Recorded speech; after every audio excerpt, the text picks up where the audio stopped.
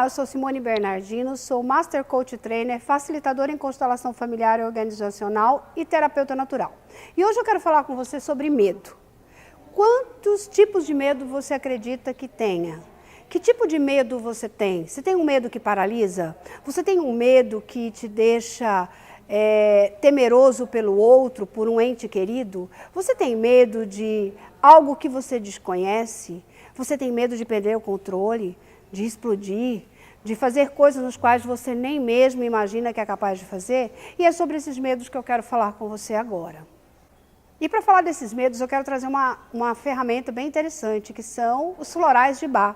Então o Dr. Bach, estudando todo o comportamento humano agregado à associação com plantas, com flores, ele descobriu, e trabalhou todo um contexto de estudo do que essa planta está falando, com o que o corpo pode estar reagindo.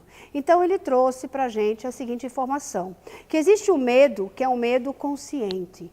Eu sei do que eu tenho medo. Eu tenho medo de sofrer, eu tenho medo de perder, eu tenho medo de cair, de dirigir, eu tenho medo de me relacionar. Então esse tipo de medo, ele utiliza-se de uma planta, de uma florzinha chamada Mimulus, que ele vai trazer o resgate interno para o interagente de coragem inabalável, ou seja, eu tenho coragem de vivenciar um dirigir carro, coragem para poder me relacionar com as pessoas, coragem para atravessar uma rua, coragem para fazer uma prova. E ele tem outras essências, por exemplo, para o medo inconsciente. É o medo do que eu não sei do que eu tenho medo, mas eu sei que eu tenho medo.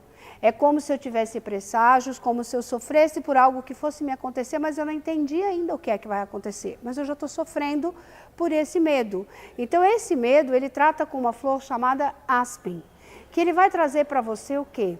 Confiança, clareza, aquilo que estava realmente escondido dentro de você, que você não percebia. A causa raiz do seu medo, ele começa a trabalhar isso e liberar em você também o sentimento de mais autoconfiança. E um outro floral que a gente tem é o floral chamado Rock Rose. Para que serve o Rock Rose? Serve exatamente para trabalhar nas pessoas aquele medo de perder o controle, aquele dia de fúria, sabe, aquele momento que se você pudesse você explodiria. Então ele vem trazendo para você o quê?